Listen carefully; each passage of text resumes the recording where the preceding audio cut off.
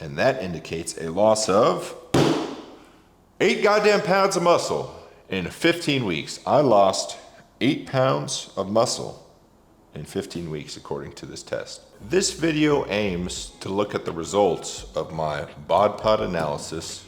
I'm gonna walk through what those results mean, the results of my 15-week cut, and where I misstepped on that 15-week cut. First off, a little bit about me. I am 28 years old. I've been training consistently for about 2 years now. I have an intermediate understanding of diet and exercise when it comes to muscle building. I don't know, man. I ain't no doctor. In the last 3 or so months, I've really dialed in my diet and exercise. At least that's what I thought, until I got these results, and the results are pretty shocking. So, before I go over the results, let's talk about what the BOD POD analysis is. The BOD POD analysis is offered by Memorial Hermann. The one closest to me is in Sugar Land, Texas. They have a BOD POD. And what it does, essentially they lock you in an airtight chamber and use air displacement to assess your body composition. The ratio of fatty mass to lean mass. This includes both skeletal mass and lean muscular tissue. It's a very quick process. It's painless. All 3 times I've done it, I've been in and out in about 15 minutes or less. So, let's take a look at the results. You can see I've done 3 tests. The first test was done on January 31st, 2023. I was 18.2% fat. I had a fat-free weight of 187.2 pounds with a total body weight of 229 pounds about. The next test I did was November 21st, 2023. I had a similar fat percentage of 18.1%. I had a fat-free weight of 195.25 pounds. Now this indicates about an 8-pound muscle gain. Oh, fuck yeah, this is the shit! Kill me now! That's great. 8 pounds in 10 months. That's more than any natural lifter could dream of. That's really good. And I had a total body weight of 238.5 pounds. Man, I was big. The most recent test I did was on March 5th, 2024. That was 3 days ago.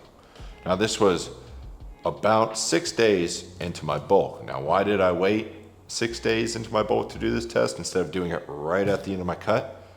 Well, I wanted accurate numbers. I wanted time to rebuild those glycogen storages to give an accurate assessment.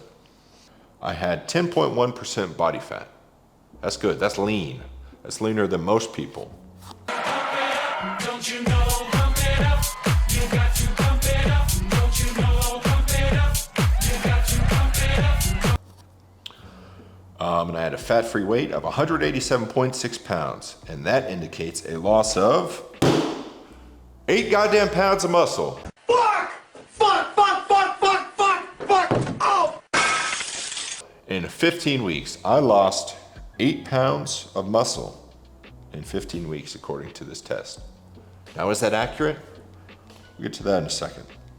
I had a total body weight of 208.7 pounds. Don't mind this bottom column. Now this indicates the change from the first test to the last, not the 2 most recent tests. Let's talk about that 8-pound change. Now, was this test accurate? Well, there were a couple things I could have done better. One, I could have standardized the test. I do have a full-time job. I had to work these tests around my work schedule. I should have waited to take this test, but going forward, I will standardize the test. I will go first thing in the morning with an empty stomach, not taking in any fluids, and that's how we can get a more accurate test going forward. Now, the 8 pounds of muscle loss. No.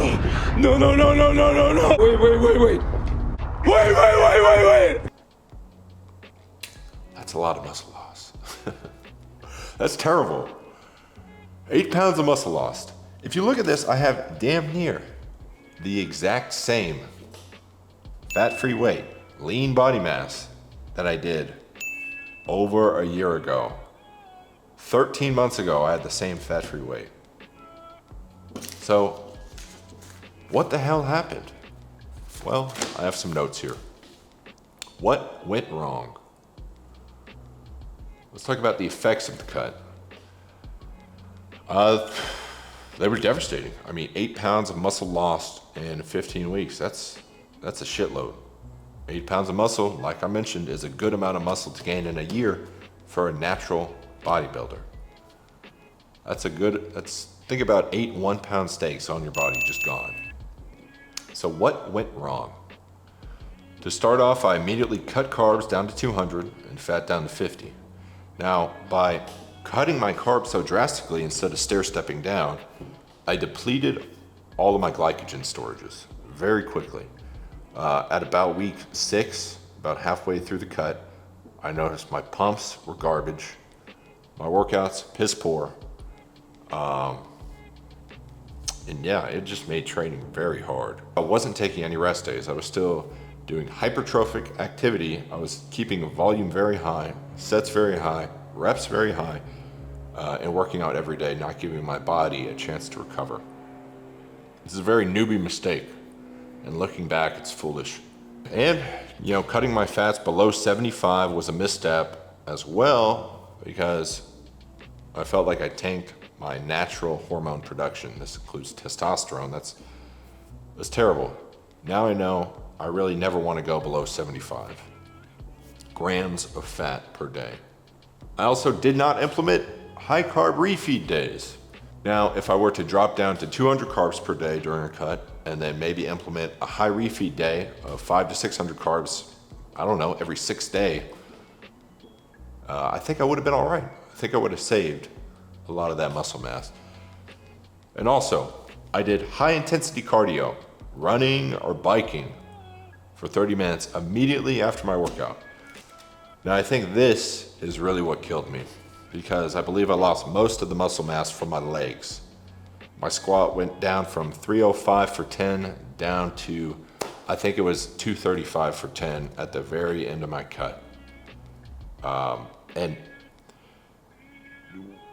now I know you want to do low fatigue cardio like an incline walk and really just aim for steps. And more so, you want to space that out for many hours before or after your workout so you don't fatigue yourself. You got to give that body time to recover. That was the worst thing I did. You want to cut out any running, high intensity biking, anything that's going to majorly fatigue your body. You want to save yourself for your workouts. So, what can I focus on for next cut? Well, no high intensity cardio like running or biking. What I'm gonna do is I'm gonna aim for about 12,000 steps a day and just get it in throughout the day. And then, I have a treadmill, maybe get on that. Knock out 30 minutes to an hour at a time. I'm not going to cut carbs immediately. I'm gonna stair step down, hopefully getting down to 200, but we'll see after this bulk. And most importantly, not bulking up to fat ass mode of 18% body fat. I feel like I dirty bulked. I know I gained 28 pounds in 76 days. That is terrible. That is what you do not want to do, because I gained a lot of muscle, but then you have to cut all that weight off. And it took me 15 weeks to get down to 208. So it took me longer to lose the weight than it did to gain it, Just many mistakes all around. If I implement these things, I should be able to keep a lot more of my muscle throughout the next cut. Currently, I'm on week 1 of the bulk. I'm about to go into week 2. I'm gonna aim for about a 500 calorie surplus a day. That's a pound a week. Hopefully, we'll be sitting at 220 by the end of this bulk, and then we can just cut 0.5% of body fat per week instead of a whole percent. And I advise you, before you go into a calorie deficit phase, that you do not do what I did. Do your research. Don't bulk up to fat ass mode. Make a plan. Take it slow. Don't do high intensity cardio right after your heavy ass squat days. I wish you all the best. Good luck out there, guys. Peace.